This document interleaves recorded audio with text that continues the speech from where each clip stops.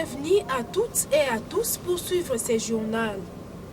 Une quiétude règne de nouveau entre l'UTA et la société civile de Kabare. Le détail dans ce reportage. Le vice-gouverneur et gouverneur AU du site Kivu, Marc Malago Kashekere, a présidé une réunion de médiation entre l'Institut international d'agriculture tropicale Kalambo Kabare et la société civile de ces milliers. Ces conflits avaient conduit à un sit-in organisé à l'ITA par certains acteurs de la société civile. C'est ainsi que l'autorité provinciale s'est rendue à l'ITA pour mener une médiation entre la société civile de Kabare et cette institution agricole. Au cours de cette réunion de médiation, il a été question pour la société civile de présenter leur cahier de charges à l'ITA, enlevant toutes sortes d'équivoques afin que les deux parties émettent sur le même onde, chose qui s'est passée en toute satisfaction de tous les participants à la médiation. Sa Majesté Mwami Kabare, l'une des personnalités présentes à cette rencontre, a appelé la population au calme et leur a promis d'accompagner les deux parties pour que la paix règne dans son entité. Personnellement, je viens d'être mis au courant des griefs portés par la jeunesse de Dakar à l'encontre de l'IDF. Je viens d'écouter aussi les réactions de l'IDA par rapport à ces griefs. Ce que vous avez dit tantôt en introduction mérite d'être souligné. Nous voulons voir, nous voulons le développement. Ce développement, nous pouvons nous obtenir grâce à ces outils internationaux de cette institution. S'il y a des points d'achoppement, personnellement, je vais solliciter votre indulgence pour que je puisse consulter les uns et les autres et approfondir éventuellement les points qui peuvent s'avérer fondés et élaguer les points qui ne sont pas fondés et revenir à vous. Marc Malago Kashekere a réitéré son souci d'avoir la paix régnée en province et a demandé à la population de Kabare de protéger cette institution. Bon, nous avons approché la délégation de l'ITA qui est arrivée aussi au gouvernement et qui nous a expliqué le fait. Dans tout ça, nous avons compris qu'il y avait un problème de communication. Pour la petite histoire, vous devez comprendre que ce que l'ITA représente pour la République démocratique du Congo, pour l'Afrique. Et vous avez vu que le président de la République s'était déplacé lui-même pour venir inaugurer le centre de Kalambo. Il n'était pas seul. Il avait à ses côtés ses pairs, notamment le parrain, le président ambassadeur. Il y avait le président du Rwanda qui était ici, le président du Burundi et tous les autres présidents. Donc c'est pour vous montrer que le centre, ce n'est pas seulement le structure. Et c'est un centre régional, c'est un centre mondial. Alors, après avoir entendu les deux, trois parties, le cabinet, donc le gouvernement provincial, s'est décidé que le lundi, on devait tenir notre conseil de sécurité ici à Paris. Et nous ayons le temps de parler avec la population représentée justement par les acteurs de la société civile.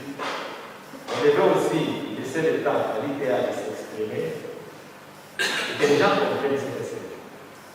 Malheureusement, il y a eu plusieurs événements qui ne nous ont pas permis d'opérer le projet central de l'État. Les événements de l'État ne nous ont pas permis qu'on se retrouve encore une fois ici avec le conseil de sécurité.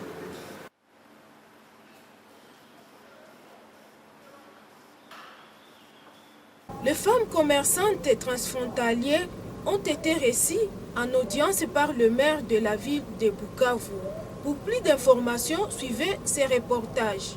Le maire de la ville de Bukavu, Meshak Bilubi Ulengabo, a reçu en audience une délégation de femmes commerçantes qui exercent leurs activités à la frontière. Au cours de cette rencontre, elles ont montré les difficultés qu'elles rencontrent lors de l'exercice de leur métier, entre autres la hausse des prix et des taux de change des grossistes et des tailleurs rwandais pour les Congolaises.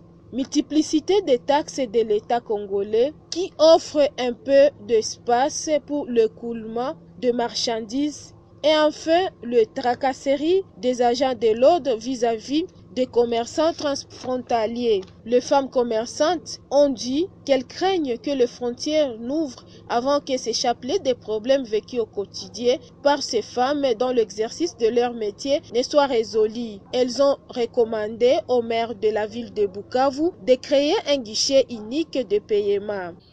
C'est en marge de la célébration du 31 juillet de chaque année de la Journée internationale de la femme africaine, la JIFA en sigle, qu'il a été jugé opportun de faire solennellement cette adresse dans l'espoir que vous porterez encore plus loin les revendications de cette catégorie de femmes qui est oubliée.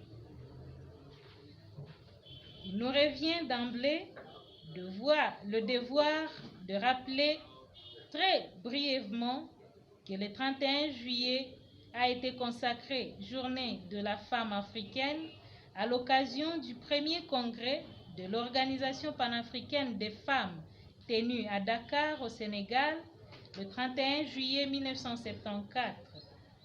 Le but était de célébrer le rôle historique courageusement joué par les femmes en Afrique et ainsi de témoigner leur capacité à réaliser et conduire des changements importants. Le maire de la ville de Bukavu, Meshak Bilubi Ulengabo, leur a promis de faire les suivis pour leur faciliter la tâche.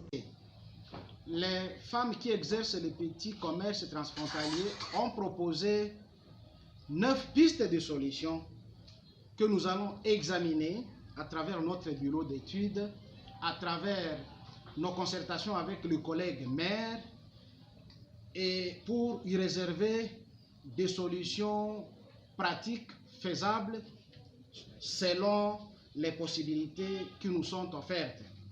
Il y a aussi 3 sujets de plaidoyer que nous voudrions vulgariser dans la région de Grand Lac. Le maire seul n'a pas de capacité de répondre, puisqu'il y a des questions qui relèvent de la politique du pays. Il y a des questions qui concernent des ministères spécialisés, et nous allons nous donner à cet exercice de chercher les pistes de solutions. Nous avons pris l'engagement d'y répondre. Nous allons, après analyse, après échange avec le collègue maire, voir quelles sont les solutions, et nous reviendrons vers les maires ou les femmes concernées à travers l'organisation Célébrons le courage de la femme, partenaire de la coopération suisse. Nous devons vivre en interaction, nous devons nous aider mutuellement. Il y a effectivement des activités auxquelles les étrangers ne peuvent pas s'adonner, mais pour nous, c'est une stratégie de vivre ensemble, et nous le faisons sciemment, nous accordons sciemment ces opportunités. Vous savez que notre pays sert du marché au Rwanda. Notre pays comprend ou contient beaucoup plus d'opportunités que les villes frontalières des pays voisins. Fin de ce journal, merci de l'avoir suivi et à la fois prochaine.